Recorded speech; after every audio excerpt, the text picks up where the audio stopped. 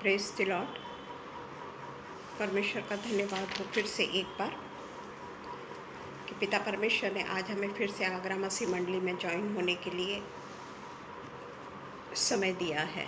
हम पिता परमेश्वर का धन्यवाद करते हैं कि हम परमेश्वर के जितने भी अधीन रहें उतना ही हमें परमेश्वर की उपस्थिति में बने रहने का सौभाग्य मिलता है।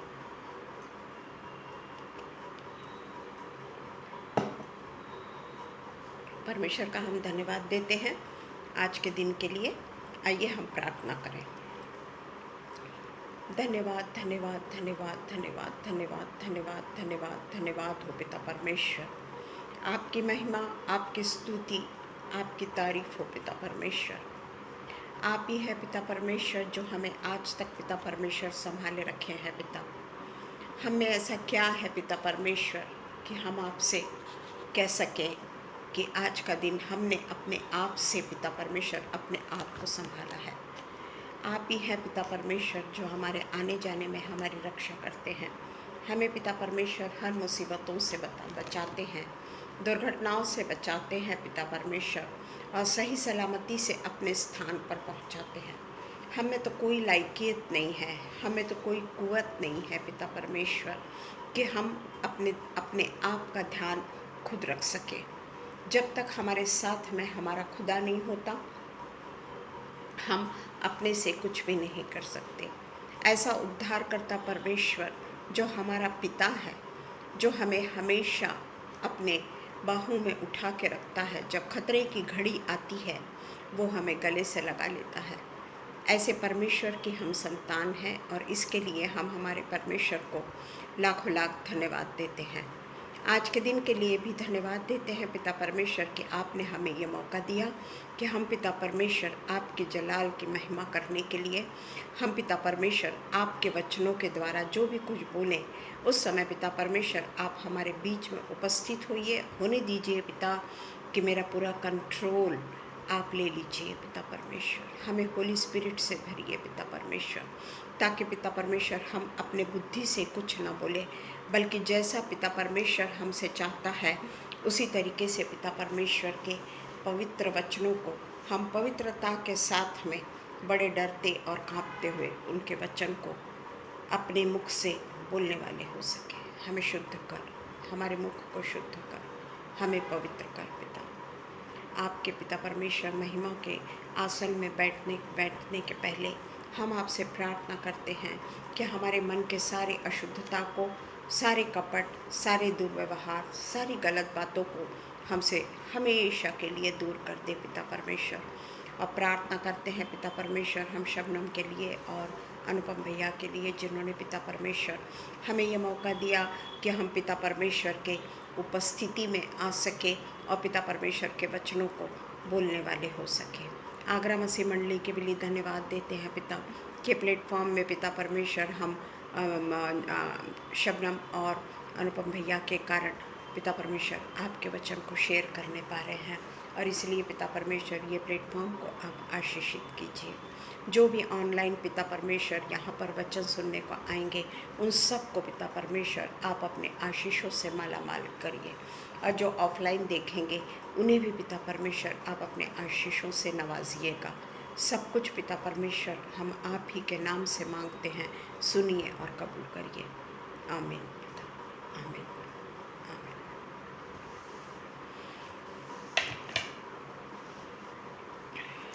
प्रेज़ द लॉर्ड अनुपम भैया, praise the Lord Santosh ji, जितने भी यहाँ पर उपस्थित है हर एक को मैं प्रेज़ द लॉर्ड बोलती हूँ।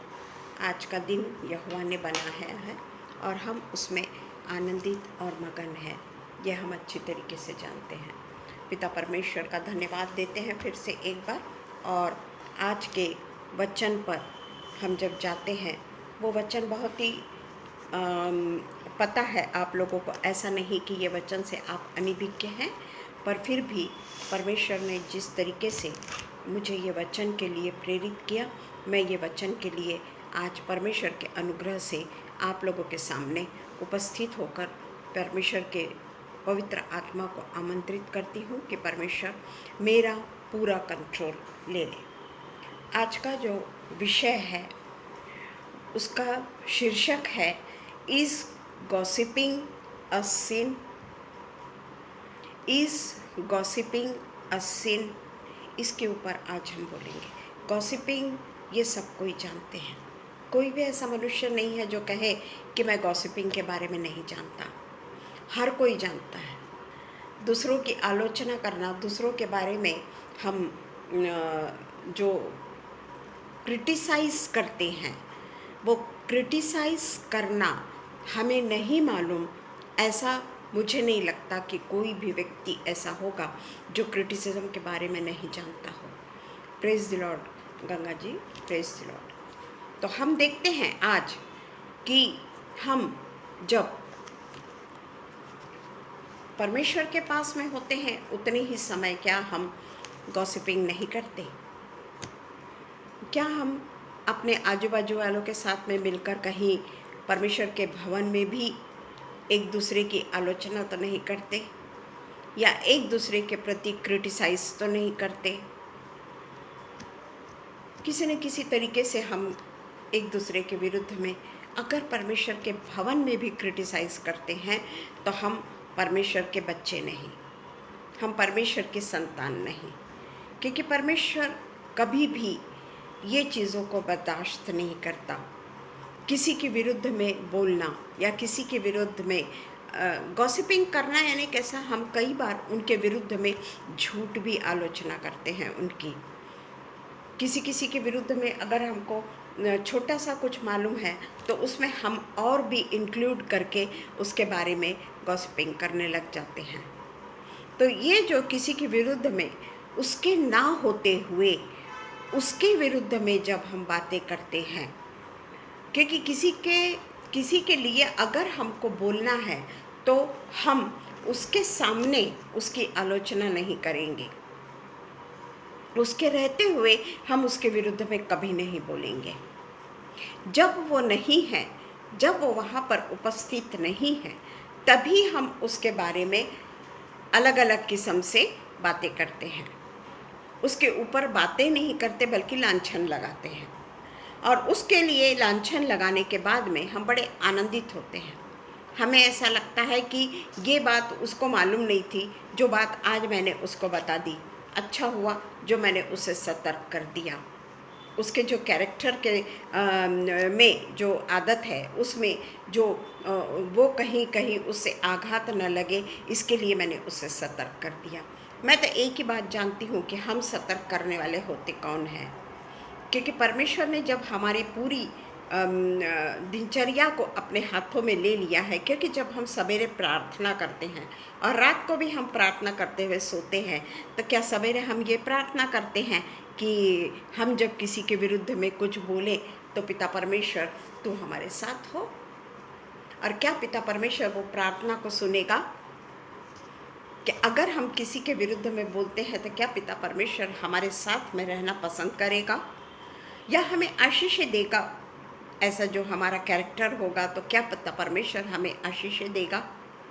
और इसलिए हम देखते हैं कि जिस किसी के विरुद्ध में भी हम ये बातें करते हैं उनको हम चोट पहुंचाते हैं।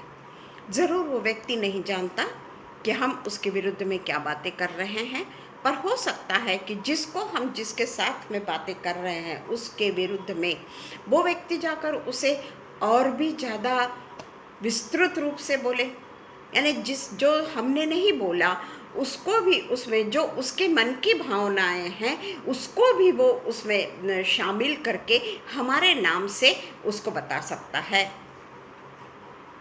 उसको बोल सकता है।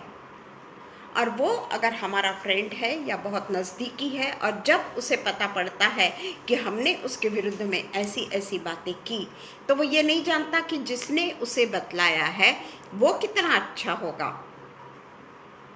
क्योंकि उसने जो बताया है वो कितना सही बताया है उसके बारे में वो नहीं जानता। परंतु वो उसके लिए एक प्रकार से उसके मन में एक दुविधा उत्पन्न हो जाती है। Praise the Lord Shabnam.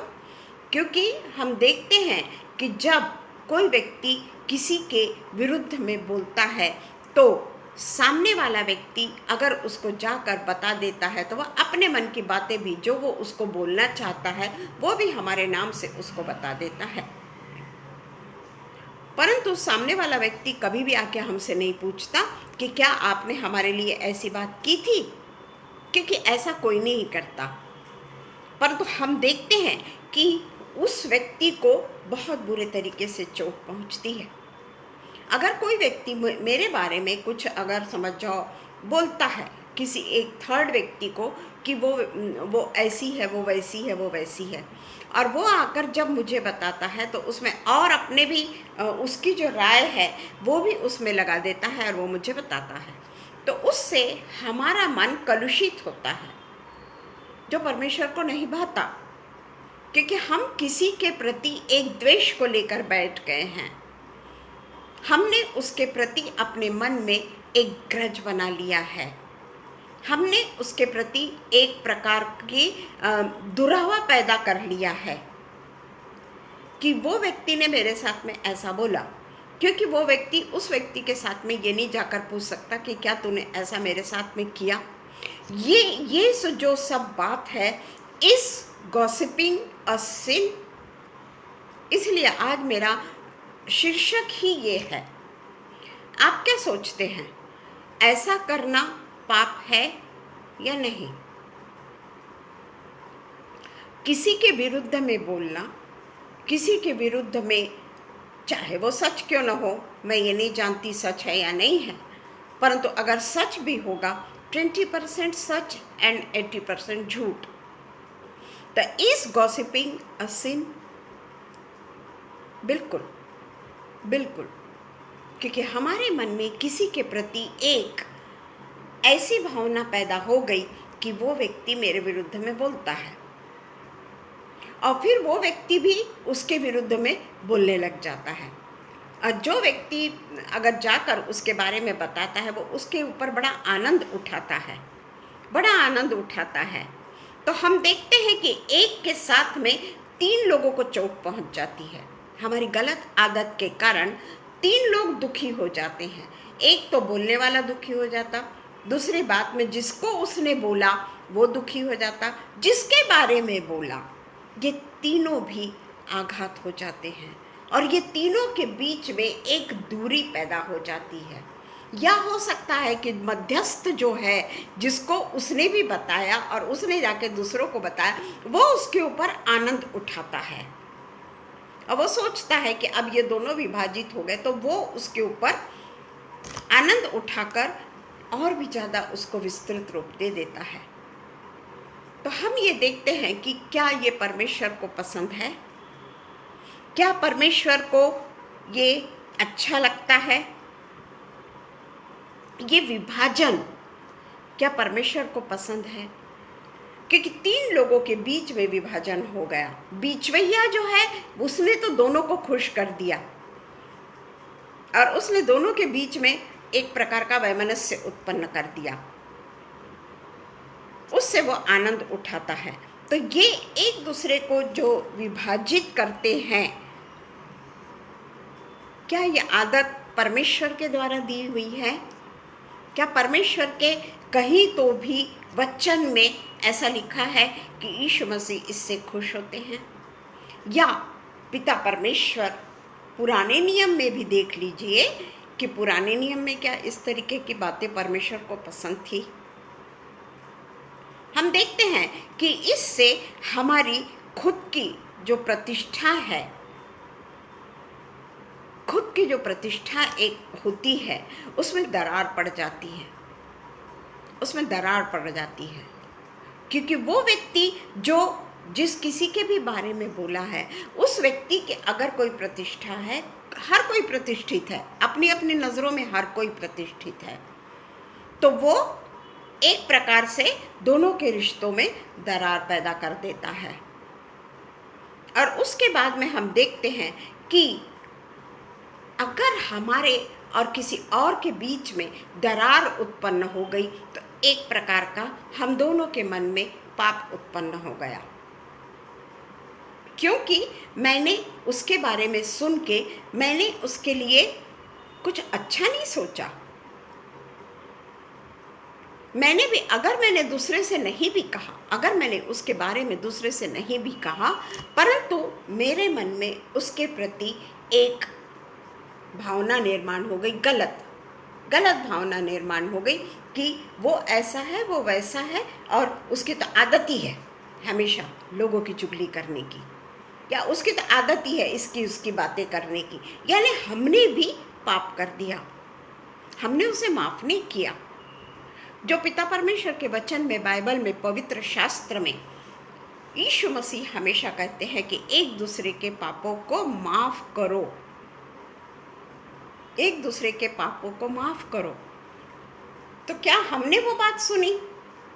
क्या हमने रियलाइज किया कि मैंने भी उस व्यक्ति के लिए, तीसरे व्यक्ति ने जब मुझको बताया, उस व्यक्ति के बातों को मैंने सच समझ बैठी, या अगर सच्चा भी है, अगर सच भी बोला है, अगर उसने 20% भी सच बोला है, पर मेरा मन उसके प्रति कलुषित हो गया, यानी मैंने परमेश्वर के वचनों के अनुसार मैंने भी पाप कर दिया।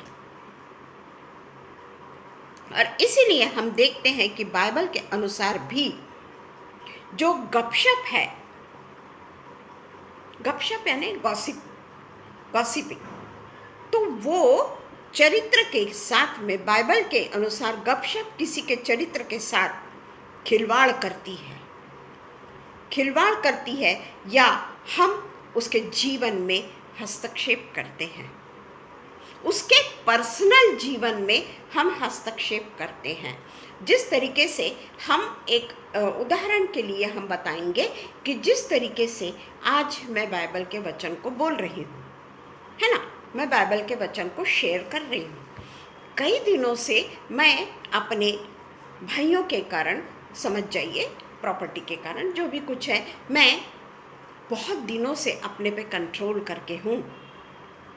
बहुत दिनों से मैंने कंट्रोल किया, पर जब वो स्थिति मुझ पर आ गई, और वो मुझ पर अगर कोई जो मेरे लिए बुरा है या मेरे जीवन के लिए वो अच्छा नहीं है, तो मैं स्टेप उठाती हूँ। तो उस समय हमारे घर के लोग अगर हम पर इस तरीके से कमेंट्स करते हैं कि बड़ी भगवान की भक्त बनती है, बड़ी हर संडे को चर्च जाती है, बड़ी प्रार्थना करती है, हाँ, और बड़ा क्या बोलते, गवाहियाँ देती है, पर वो ये भूल जाते हैं आघात भी कितने दिन तक।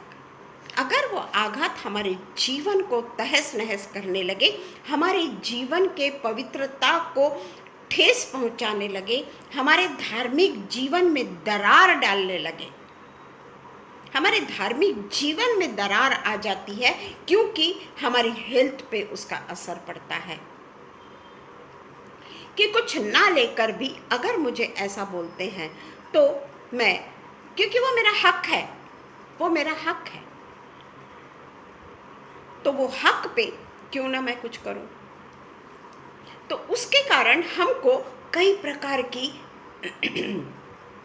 हमारे ऊपर हुए चर्चा की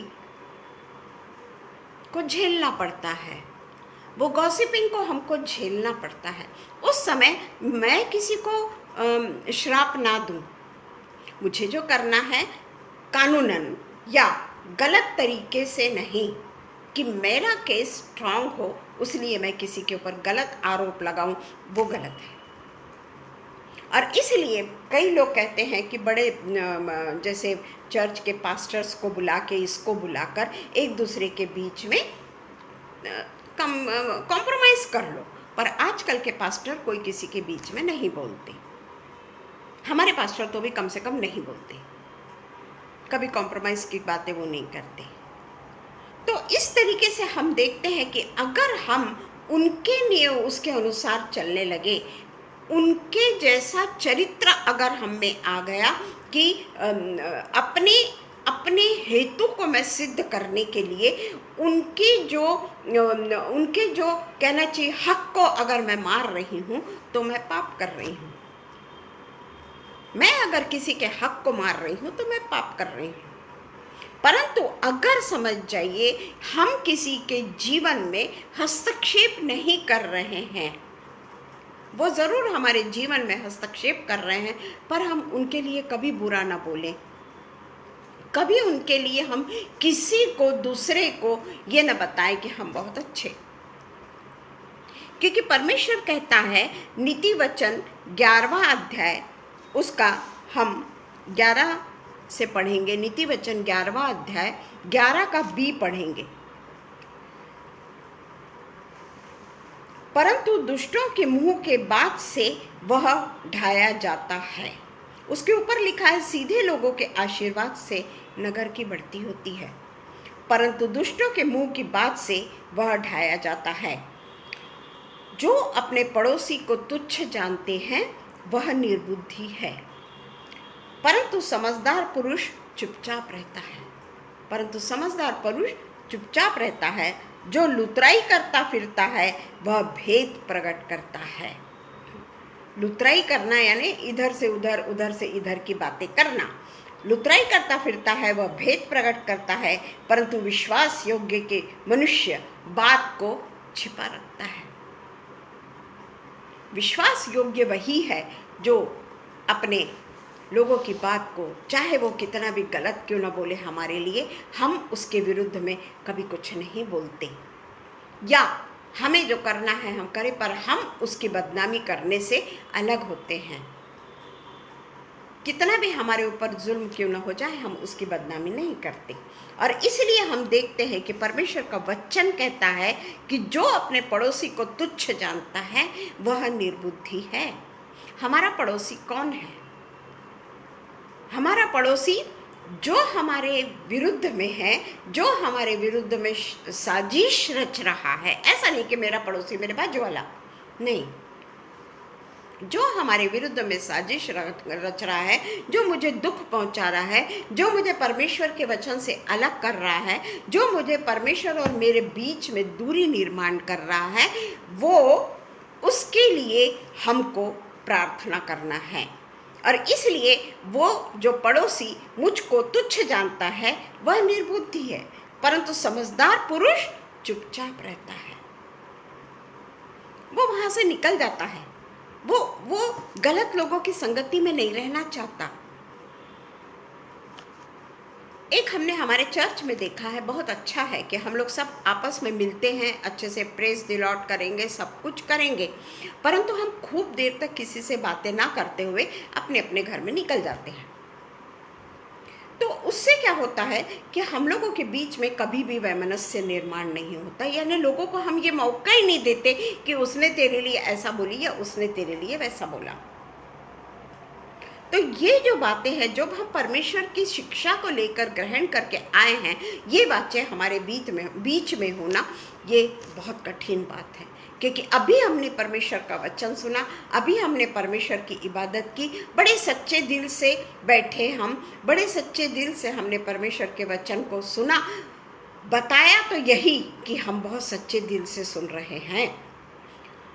हर एक के बारे में हम यही कहेंगे कि जो परमेश्वर का वचन सुनता है वो बहुत ही गहराई से परमेश्वर के वचन को ग्रहण करता है। परंतु जब हम बाहर निकलते हैं, क्या वही चरित्र लेके बाहर निकलते हैं? घर तक जाने तक क्या हमारे चरित्र में कहीं कोई छोटा सा कुछ पॉइंट आता है? कहीं छोटी सी लुतराई आ जाती है? ये हमें सोचना है और उसके ऊपर हमें कंट्रोल करना है, क्योंकि हमें पवित्र शास्त्र जो है, हमारा बाइबल जो है, वो स्पष्ट रूप से बताता है, बल्कि बाइबल का मुख्य सिद्धांत ही है प्रेम। एक दूसरे को प्रेम करो। ये इसका हम नीति वचन 20 का 19 भी पढ़ लेते हैं, वो भी इसके बारे में बहुत अच्छे से बताता है कि किस तरीके से हमने अपने आप को इन सब गलत बातों से दूर रखना है। 20 का 19, जो लुतराई करता फिरता है वह भेद प्रकट करता है, इसलिए बकवादी से मेल जोल ना रखना। जो अपने माता पिता को कोसता है उसका दिया बुझ जाता है और घोर अंधकार हो जाता है। ये वचन कहता है, ये वचन कहता है।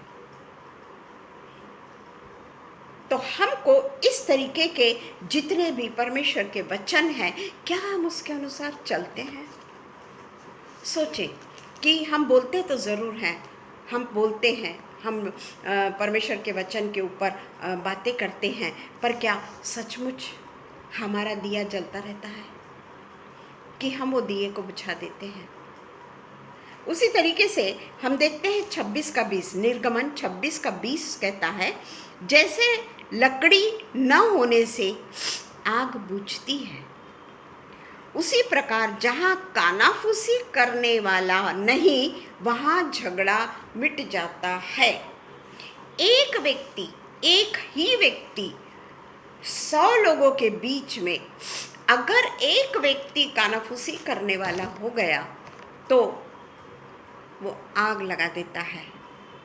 पर जहाँ पर परमेश्वर का वचन कहता है कि जहाँ पर लकड़ी ना होने पर आग नहीं लगती, पर हरेक 50 लोगों के बीच में अगर एक कानाफूसी करने वाला व्यक्ति आ जाए तो वो 50 लोगों को समेट के रखता है, क्योंकि हरेक को अच्छा लगता है उसकी बातें सुनना। भाई मैं तो कानाफूसी नहीं कर रही ना, सुनने में क्या जाता है, मैं तो कुछ नहीं बोल रही, मुझे सुनने में क्या जाता है, ऐसा सोचना। परंतु हमारे जीवन में जो भी कुछ वो कान से जा रहा है, वो कहीं ना कहीं हमारे जीवन को बुरा बनाता है, हमारे जीवन के ऊपर एक प्रताड़ना लेकर आता है। और इसलिए परमेश्वर का जो वचन है वो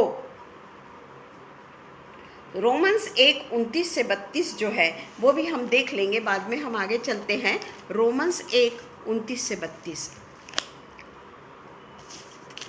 29-32 में बहुत बड़ी लिस्ट है, वो हम पढ़ते हैं, उसके बाद में हम बोलेंगे।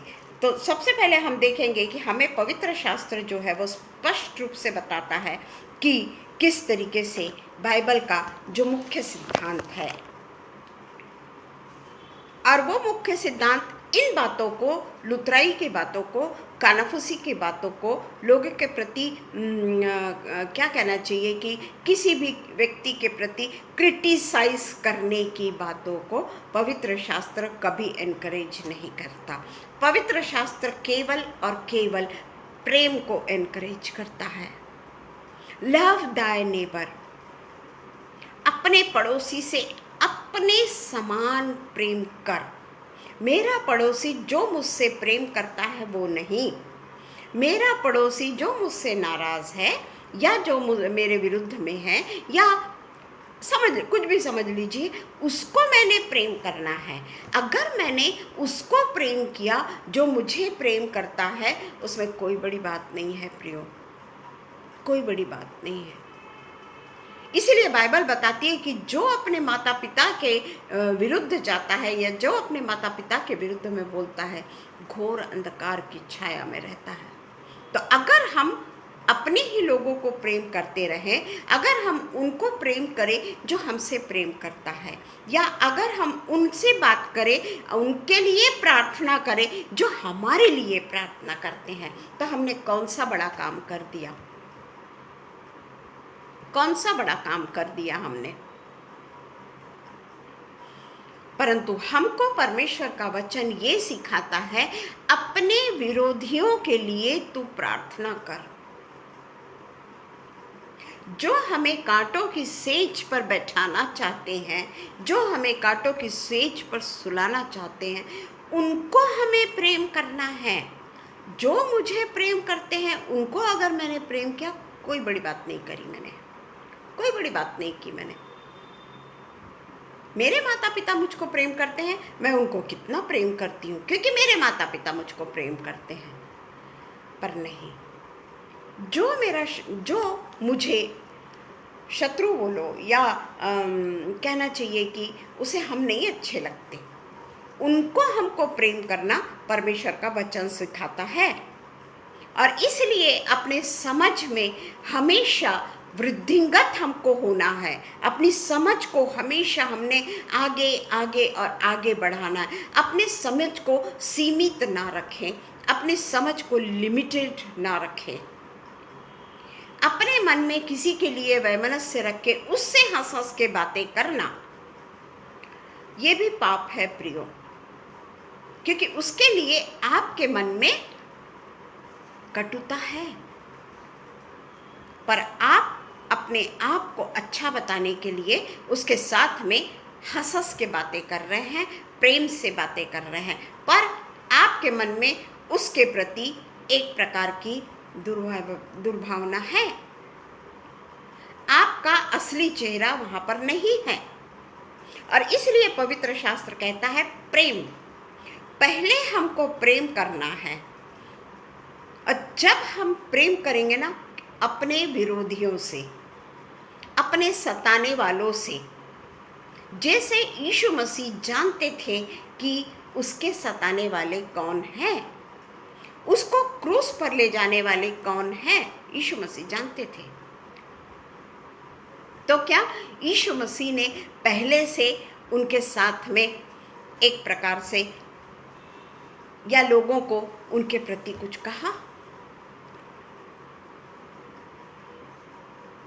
वो सिर्फ इतना ही बोलते थे, खमीर से चौकस रहो।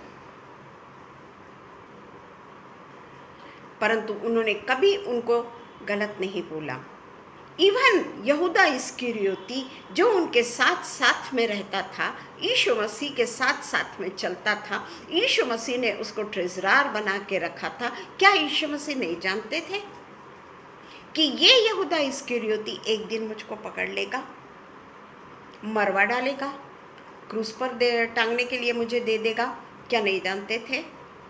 क्या उन्होंने उसके लिए कभी 11 चेलों को बताया इसमें से एक मुझे पकड़वाएगा? क्या उन्होंने बताया यहूदा इस्करियोती के बारे में कि यही व्यक्ति है जो मेरे को क्रूस पर टांगेगा? कभी नहीं, कभी नहीं। और वही यहूदा इस्करियोती अगर बाद में भी अपने पापों का पश्चाताप कर लेता तो यीशु मसीह उसके भी लिए कभी भी, जैसे बाकी के 12 चेलों को परमेश्वर ने बचाया, वैसे उसको भी बचा लेते।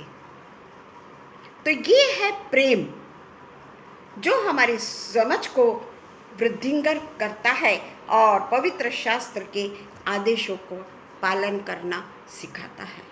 बहुत कठिन है, यीशु मसीह के आदेशों का पालन करना बहुत कठिन है।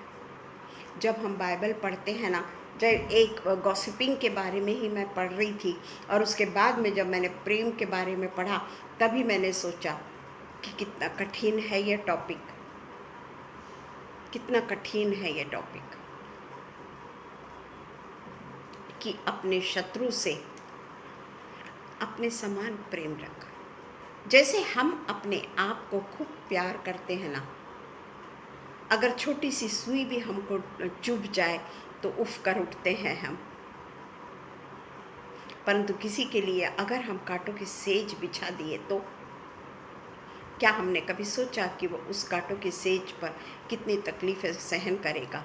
हम उससे आनंदित होते हैं, हम उससे आनंदित होते हैं। और इसलिए परमेश्वर कहता है कि पवित्र शास्त्र के आदेशों का पालन करना है, तब हम सीख सकेंगे कि हर स्थिति में हमें सबके साथ में किस तरीके से प्रेमपूर्ण संबंध रखना है। जो हमसे प्रेम करते हैं उनसे नहीं, मैं फिर कह रही हूँ, जो हमसे प्रेम करते हैं उनसे नहीं, ये सभी को मालूम है, क्योंकि पवित्र शास्त्र हमको यही सिखाता है। पर अगर प्रेमपूर्ण रवैया अपनाना है तो हम में अगर प्रेम हो तो रोमन्स 1:29 से 32 हम देखेंगे कि रोमन्स 1:29 से 32 क्या बोलता है। अब यहाँ पर हम देखेंगे प्रेम है या क्या है। अब हम पढ़ेंगे रोमन्स 1:29 to 32, प्रेम है या क्या है। इसलिए वे सब प्रकार के अधर्म और दुष्टता और लोभ और बैरभाव से भर गए। जब उन्होंने परमेश्वर को पहचानना न चाहा, तब इसमें लिखा है, तब वे सब प्रकार के अधर्म, दुष्टता, लोभ और वैरभाव से भर गए और डाह और हत्या। इसमें एक बात याद रखिए कि हमें अगर ये सब बातें हैं तो हम परमेश्वर को अभी तक नहीं पहचानते, क्योंकि इसमें लिखा है ऊपर में, जब उन्होंने परमेश्वर को पहचानना न चाहा तब वे ऐसे ऐसे ऐसे ऐसे कार्य करने लगे। तो हम इसमें से देखें कि हम में ये कौन से कार्य हैं। क्या हम परमेश्वर को सचमुच में पहचानते हैं? तो उसमें लिखा है अधर्म, दुष्टता, लोभ और सब में और है, बैर भाव से भर गए और डाह और हत्या और झगड़े और छल और ईर्ष्या से भरपूर हो गए। हत्या करना यानी किसी को मार डालना नहीं। अगर हमारा कोई बहुत ही ज़्यादा विरोधी है और उसका एक्सीडेंट हो जाता है, कहीं तो मन में हमारा आता है कि उसने मेरे साथ में बहुत बुरा किया, इसलिए परमेश्वर ने उसको सजा दी। क्या हमारे मन में आता है प्रियो?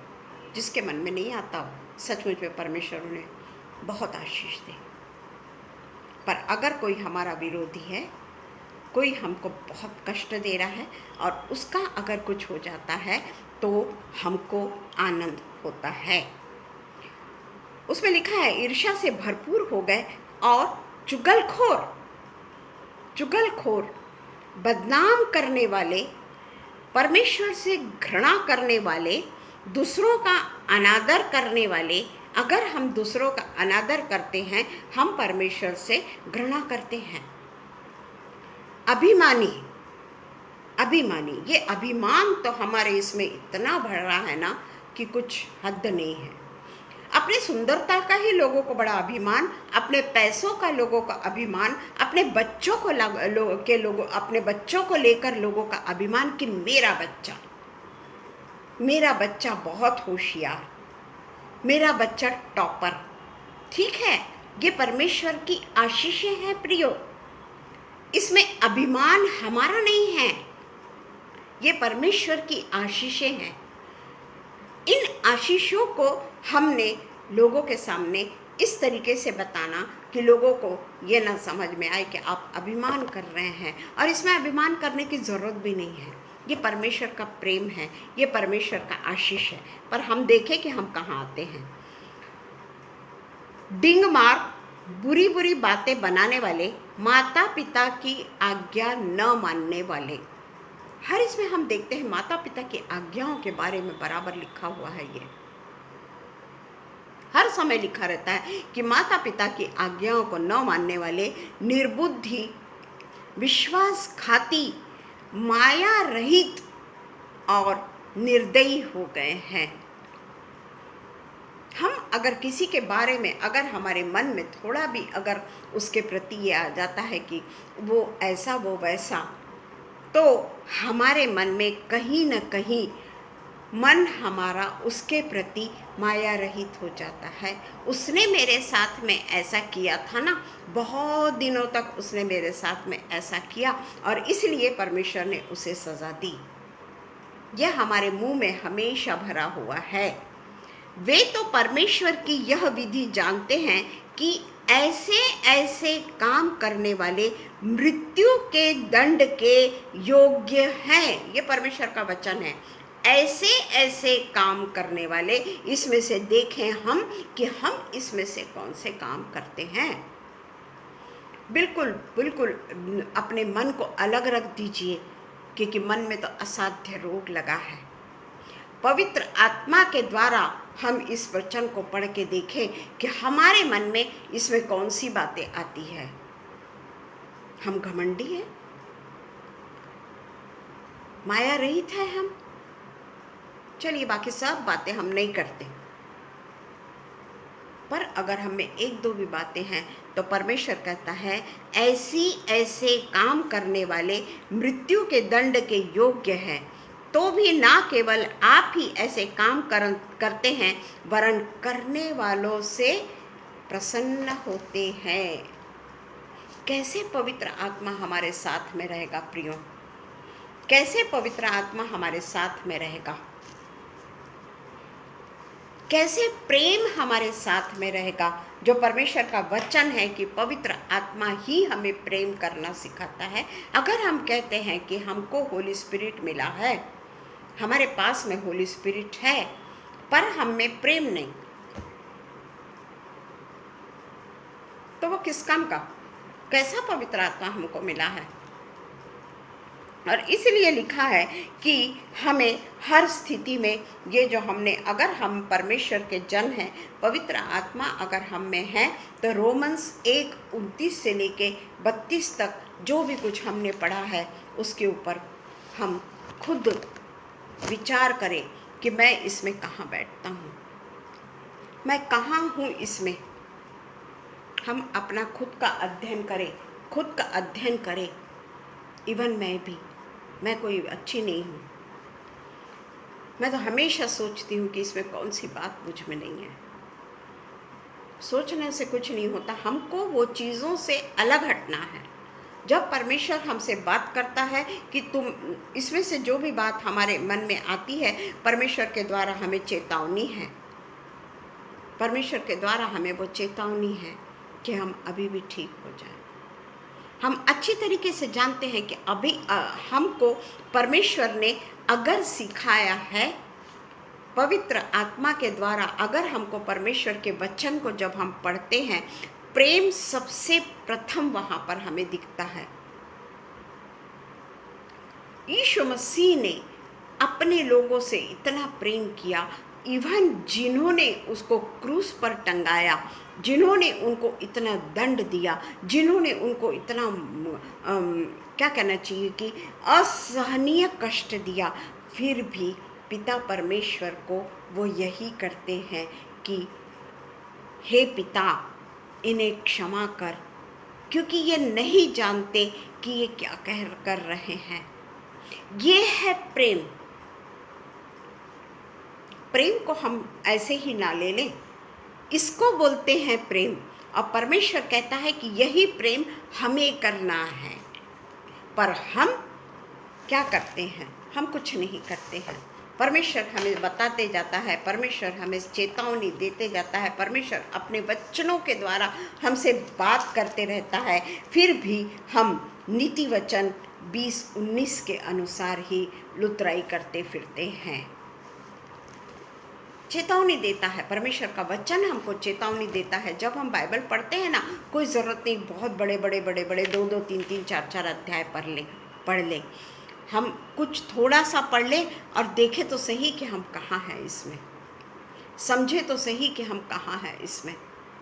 और इसलिए हम केवल आलोचना में ही रहना हमारे लिए पर्याप्त नहीं है, बल्कि हमको आलोचना करने वाले जीवन से अपने आप को दूर रखना है। और एक बात हमें हमेशा ध्यान में रखना है कि जब हम परमेश्वर के जन हैं, तो किसी की बात, एक दूसरे की बात दूसरों को ना बताएं, क्योंकि कई ऐसी बातें होती हैं मनुष्य के जीवन में, जो कोई उसको जो बताता है वो अपना समझ के उसे बताता है।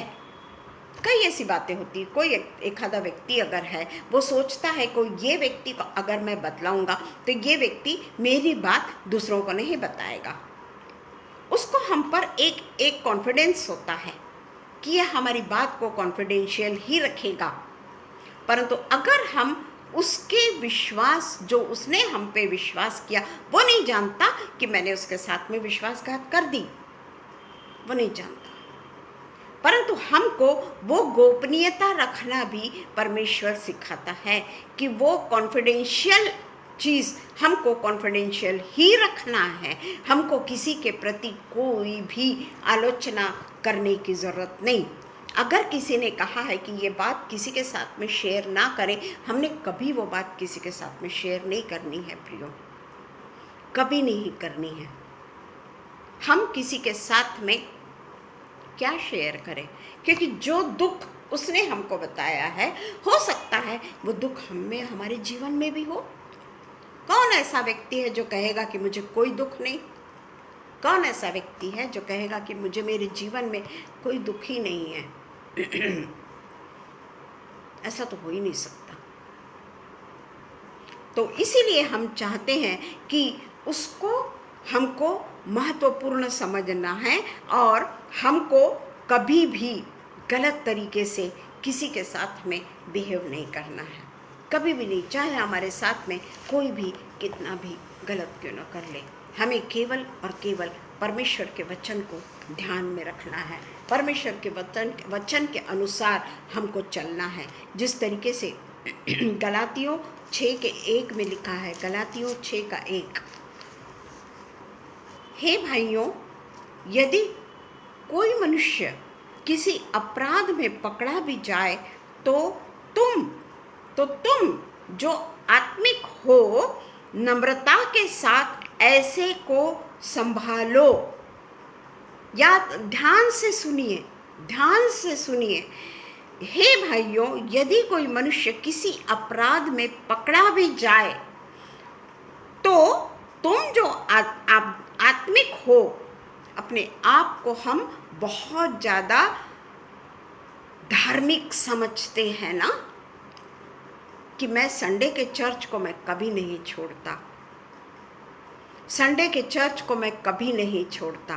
क्या ये काफ़ी है हमारे लिए कि संडे के चर्च को नहीं छोड़ना, संडे के चर्च को जाना, उससे क्या परमेश्वर मुझे मिल गया? मेरा जीवन क्या है ये परमेश्वर जानता है। मैं चर्च में आने के बाद में क्या करी या चर्च में मैंने क्या करी। चर्च में भी हमारी गर्दन इधर से उधर, उधर से इधर डोलती रहती है। हम आत्मिक कैसे हुए? वहाँ तो परमेश्वर का वचन बांटा जा रहा है। थोड़ा भी ज़्यादा अगर पास्टर ने बोल दिया, हम विचलित हो जाते हैं। अरे मुझे घर में ये काम करना है, अरे घर में मैंने ये छोड़कर आई हूँ, घर में जाकर मेरे को सबके लिए खाना बनाना है। हम तो आत्मिक खाना खाने के लिए आए हैं, परंतु वहाँ पर भी हमको शारीरिक खाने की पड़ी रहती है। ये सच है।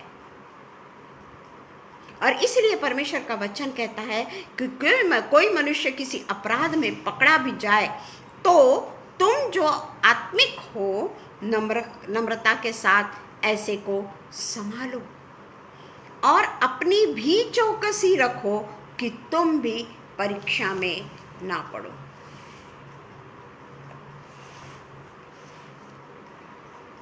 ऐसे को संभालो क्योंकि तुम आत्मिक हो। ये परमेश्वर, ये उसने पौलुस ने बोला है कि किसी अपराध में पकड़ा भी जाए तो तुम जो आत्मिक हो, अगर हम उसकी हंसी उड़ाते हैं या हम उसकी गलतियों, उसने जो भी कुछ गलत काम किया है, जो भी कोई वो अपराध में पकड़ा गया है, उसकी चर्चा अगर हम करते हैं, उसके बारे में हम लोगों को बताते हैं, अरे तेरे को नहीं मालूम, अरे तेरे को उसके बारे में कुछ भी नहीं मालूम, उसका तो ऐसा ऐसा है, उसका तो ऐसा ऐसा है। तो हम कौन हुए प्रियो? आत्मिक हुए क्या? जो परमेश्वर का वचन कहता है। कहाँ है हमारी आत्मिकता? कहाँ है हमारी धार्मिकता? हम किसी के बोलने से किसी को जज ना करें। किसी ने अगर हमारे बारे में, किसी के बारे में बतला दिया कि वो ऐसी या वो वैसी, या वो तेरे लिए ऐसा बोल रही थी, वो तेरे लिए वैसा बोल रही थी, हमने कभी भी प्रतीति नहीं करना है, क्योंकि उसके कारण हम पाप कर बैठते हैं। हम उसके कारण पाप कर बैठते हैं और हम उससे कहते हैं कि अरे वो भी तो आपके बारे में ऐसा ऐसा बोल रही थी। यानी अगर हमने किसी की बातों को किसी के साथ में शेयर कर दिया, गलत बातें, तो हम आत्मिक नहीं।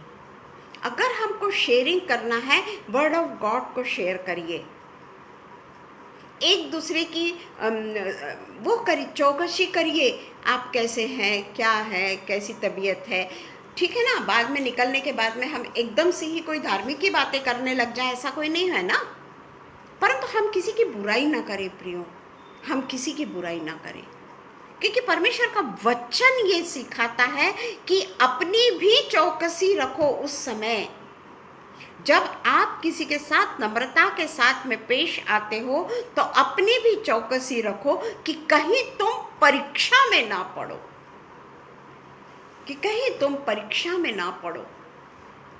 जरूर हमारा परमेश्वर अनुग्रहकारी है, जरूर हमारा परमेश्वर हमको 7 के 70 दफा माफ करता है, पर हम उससे भी ज्यादा गलतियां करते हैं, अपरंपार गलतियां करते हैं।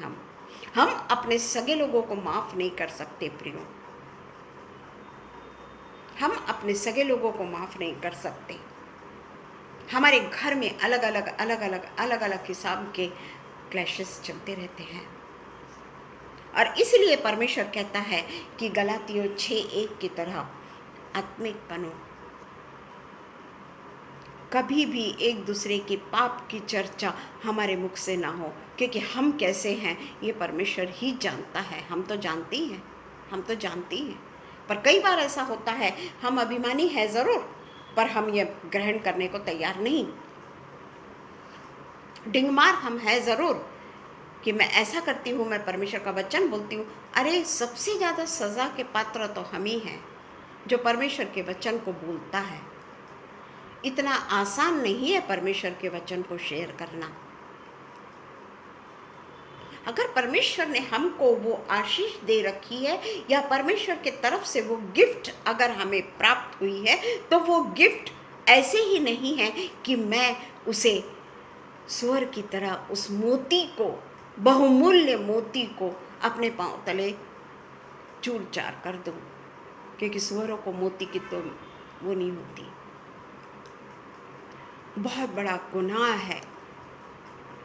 और इसलिए परमेश्वर का वचन कहता है कि सबसे पहले अगर हमारे चर्च परमेश्वर का देह,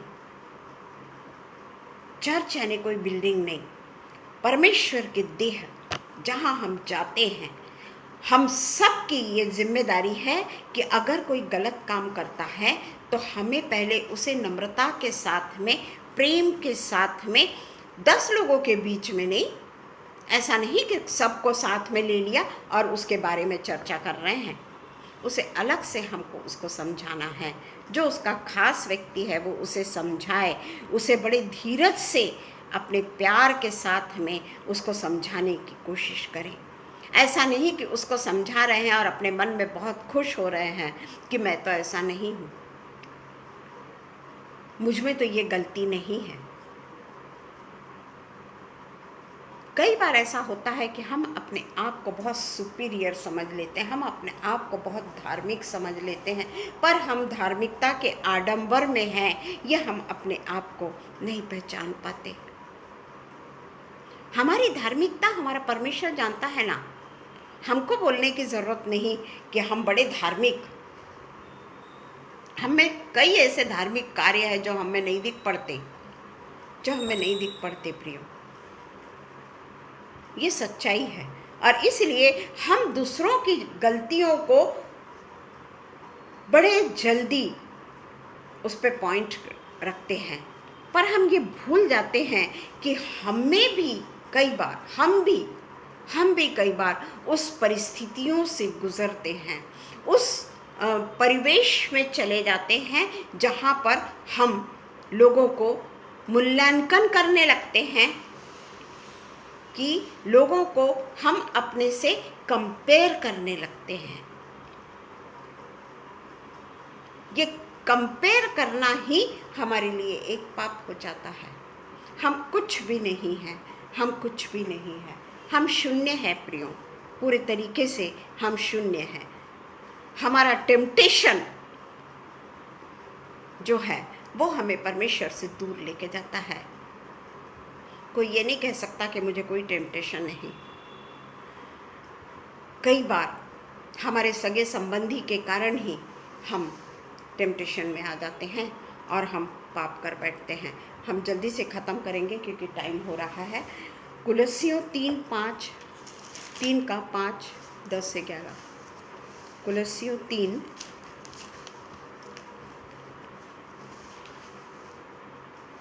5 to 10, 3, 5 to 10। इसलिए अपने उन अंगों को मार डालो, इस पे हम बोलेंगे नहीं, सब कोई जानते हैं। अपने उन अंगों को मार डालो जो पृथ्वी पर है, अर्थात व्यभिचार, अशुद्धता, दुष्कामना, बुरी लालसा और लोभ को, जो मूर्ति पूजा के बराबर है। इन्हीं के कारण परमेश्वर का प्रकोप आज्ञा न मानने वालों पर पड़ता है। और तुम भी जब इन बुराइयों में जीवन बिताते थे तो इन्हीं के अनुसार चलते थे, पर अब तुम भी इन सब के अर्थात क्रोध, रोष, वैर भाव, निंदा और मुंह से गालियां बकना, ये सब बातें छोड़ दो। एक दूसरे से झूठ मत बोलो, एक दूसरे से झूठ मत बोलो, क्योंकि तुमने पुराने मनुष्यत्व को उसके कामों समेत उतार डाला है और नए मनुष्यत्व को पहन लिया है। ये बताने की जरूरत नहीं है। अगर हम सोचते हैं कि हमने सब कुछ छोड़ दिया है तो हमने नए मनुष्यत्व को पहन लिया है। और इसलिए पुराने मनुष्यत्व में जो भी कोई गलतियां हम कर चुके हैं, जो भी कोई गलत काम हम कर चुके हैं, आज भी पिता परमेश्वर ने हमें मौका दिया है। यीशु मसीह हमसे बहुत प्यार करता है, वो कभी नहीं चाहता कि हम नष्ट हो जाए। और इसलिए परमेश्वर ये चाहता है कि हम बाइबल पढ़ें, हमारी गलतियों को रियलाइज़ करें और वो गलतियों से हम हमेशा के लिए अलहदा हो जाएं, हम वो गलतियों को ना दोहराएं। आइए हम प्रार्थना करें। धन्यवाद, धन्यवाद, धन्यवाद, धन्यवाद, धन्यवाद हो पिता परमेश्वर, आपके असीम प्रेम के लिए हम धन्यवाद देते हैं पिता परमेश्वर। ये प्रेम ही है पिता परमेश्वर जो आप हमें अपने वचनों के द्वारा समझाते हैं पिता परमेश्वर। ये प्रेम ही है पिता परमेश्वर आपका, जो हम में जो कमियां हैं पिता परमेश्वर, वो आप बाइबल के वचनों के द्वारा हमें बताते हैं पिता परमेश्वर, कि हम कब किस क्षेत्र में कमज़ोर हैं, किस क्षेत्र में पिता परमेश्वर हम गलती कर रहे हैं। ये आप हमें बाइबल के वचनों से बताते हैं पिता परमेश्वर। आप हमसे बाइबल के वचनों के द्वारा बात करते हैं पिता, हमारे जीवन को बदलने के लिए पिता परमेश्वर बाइबल के वचन जो है वो आप हमारे सामने लाते हैं पिता परमेश्वर की ये क्षेत्र में हमको अपने आप को चेंज करना है, हमको बदलना है। हमारा पुराना मनुष्यत्व यीशु मसीह के कारण पूरे तरीके से खत्म हो चुका है और हमने नए मनुष्यत्व को पहन रखा है। और परमेश्वर के हम इस तरीके से करीब आए हैं कि हम में कोई भी हमारे मन में दुष्कामना ना हो, कोई गलत बातें हमारे मन में ना आए, किसी के प्रति हमारे मन में जलन ना हो, डाह ना हो, बैर ना हो, गलत बातें ना हो, अपने आप को सुपीरियर समझना हम हमेशा के लिए छोड़ दे पिता परमेश्वर, और हम केवल और केवल पिता परमेश्वर के संतान हैं ये समझ के हम अपने जीवन को जीने वाले हो सके पिता परमेश्वर। पिता परमेश्वर समय के अभाव से पिता परमेश्वर हम बहुत सी बातें नहीं कह पाते। पिता परमेश्वर हम आपसे प्रार्थना करते हैं कि हम सिर्फ बात करने वाले नहीं बल्कि उसके अनुसार पिता परमेश्वर अपने जीवन को परिवर्तित करने वाले हो जाए पिता। ये जो आपने परमेश्वर ने हमें ये वचन दिया है उसके पीछे कोई प्रयोजन है और उसके अनुसार हम काम करने वाले हो सके पिता परमेश्वर। सबके साथ में आप होइए पिता, जितने भी यहाँ उपस्थित थे पिता, हर एक के साथ आप होइए और हम सब एक दूसरे के लिए प्रार्थना करने वाले हो सके। हम सब एक दूसरे के पिता परमेश्वर प्रार्थना करके उनके जीवन में पिता परमेश्वर एक नई चेतना जो आपने दे रखी है सब में एक नई चेतना उत्पन्न करें पिता, आप सब में एक नया जीवन उत्पन्न करें पिता। हम पापों से अपने आप को पूरे तरीके से अलग रखें पिता, और केवल हमारी दृष्टि अगर कहीं जाती है तो वो केवल हमारे जीवित खुदावंत पे जाए पिता परमेश्वर। फिर से एक बार पिता परमेश्वर मैं इस आगरा मसीह मंडली को, अनुपम भैया को और पिता परमेश्वर शबनम को धन्यवाद देती हूँ पिता कि उन्होंने ये मुझे बहुमूल्य समय दिया कि मैं परमेश्वर के वचन के अनुसार सीख सकी कि मुझे मेरे जीवन में क्या परिवर्तन करना है। सब कुछ पिता परमेश्वर हम हमारे उद्धारक यीशु मसीह के नाम से मांग लेते हैं, सुनिए और कबूल करिए। आमीन पिता परमेश्वर, आमीन। धन्यवाद हो सबको। Praise the Lord Shabnam. सबको बहुत बहुत इतनी देर तक आप रहे उसके लिए मैं आपको धन्यवाद देती हूँ। पिता परमेश्वर का अनुग्रह और शांति हम सब में हमेशा छाई रहे। Praise the Lord.